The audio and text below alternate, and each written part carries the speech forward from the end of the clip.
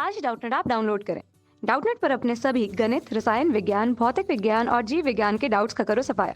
बस प्रश्न की फोटो खींचो, एक ही प्रश्न को क्रॉप करो और तुरंत वीडियो सोल्यूशन पाओ।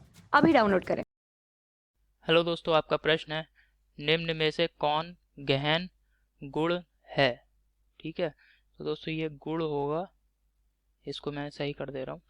निम्न में से कौन गहन गुण है। ठीक है, ये दोस्तों हमारा प्रश्न है। चलिए दोस्तों प्रश्न को हल करते हैं। दोस्तों सबसे पहले हम समझते हैं गहन गुण क्या होते हैं, किसी भी पदार्थ के गहन गुण क्या होते हैं। ठीक है, तो जो गहन गुण होते हैं किसी भी पदार्थ के गहन गुण, ठीक है, किसी भी पदार्थ के जो गहन गुण होते हैं वो पदार्थ की मात्रा पर निर्भर नहीं करते हैं। पदार्थ की मात्रा पर निर्भर नहीं करते हैं। ठीक है, इसका मतलब हुआ दोस्तों, जैसे ये मैंने कोई इतना बड़ा किसी भी पदार्थ का एक टुकड़ा ले लिया, ठीक है, तो इसका जो भी गहन गुण होगा, ठीक है, वह अगर मैं इसी पदार्थ का इतना बड़ा टुकड़ा ले लूँ एक, ठीक है, तो उसका जो जो पदार्थ का गहन गुण होगा उसका मान जो इस टुकड़े के लिए होगा वही इस टुकड़े में भी गहन गुण का वही मान होगा, या गहन गुण उसी तरीके का होगा जो यहाँ इस टुकड़े में होगा। क्योंकि यहाँ पे मैंने लिखा है कि पदार्थ की मात्रा पर निर्भर नहीं करते हैं, तो मतलब पदार्थ की मात्रा अगर हम बढ़ा दें या पदार्थ की मात्रा को घटा दें तो जो गहन गुण होते हैं उन पर कोई भी प्रभाव नहीं पड़ता है। वे सदैव नियत रहेंगे या एक जैसे रहेंगे, उनमें किसी भी प्रकार का परिवर्तन नहीं होगा। ठीक है दोस्तों, तो अब प्रश्न में जो हमें विकल्प दे रखे हैं उनको देख लेते हैं। जैसे जो पहला विकल्प दे रखा है हमें, इसमें दिया है ताप। तो दोस्तों तापमान, आप समझ लेंगे कि तापमान जो है वो एक गहन गुण है। क्योंकि दोस्तों जैसे मैंने ये एक तत्व ले रखा है, ठीक है, पदार्थ का एक भाग ले रखा है जो कि मात्रा में थोड़ा कम है, ठीक है। अब इसका तापमान अगर मैंने बढ़ा दिया तो वह तापमान जो है पूरा जो पदार्थ है इसमें हर एक बिंदु पर तापमान का मान सदैव समान रहेगा। ठीक है, यानी यहाँ पर जो तापमान होगा वही तापमान इस बिंदु पर होगा, इस बिंदु पर अगर हम देखेंगे तो वही तापमान यहाँ पर होगा। ठीक है, और अगर फिर मैंने इसको क्या करा, बीच से काट दिया, दो भागों में इसको कर दिया इस तरीके से, ठीक है, इसको दो भागों में कर दिया। फिर से अगर हम तापमान देखेंगे तो तापमान जो दो यहाँ पर भी सेम होगा और यहाँ पर भी सेम होगा। अर्थात यहाँ पे आप देख रहे हैं कि पदार्थ की मात्रा पर तापमान का कोई प्रभाव, तापमान जो है पदार्थ की मात्रा को कम या ज़्यादा करने पर, कम करने या बढ़ाने पर, पदार्थ की मात्रा कम या बढ़ाने पर तापमान में किसी भी तरीके का परिवर्तन नहीं हो रहा है। यही वजह है दोस्तों ये पदार्थ का गहन गुण है। ठीक है, दूसरा विकल्प दे रखा है दोस्तों श्यानता। श्यानता होता है दोस्तों किसी भी द्रव का गाढ़ापन या द्रव का पतलापन। तो जो द्रव जितना अधिक गाढ़ा होगा, ठीक है, वह वह द्रव जो है उतना ही ज्यादा श्यान होगा, उसकी श्यानता जो होगी उतनी ही अधिक होगी। तो दोस्तों जैसे शहद है, एक शीशी भर में हमने शहद ले लिया है, ठीक है, जैसे ये कोई भी कंटेनर या कोई बर्तन है, ठीक है, इसमें शहद भरा हुआ है।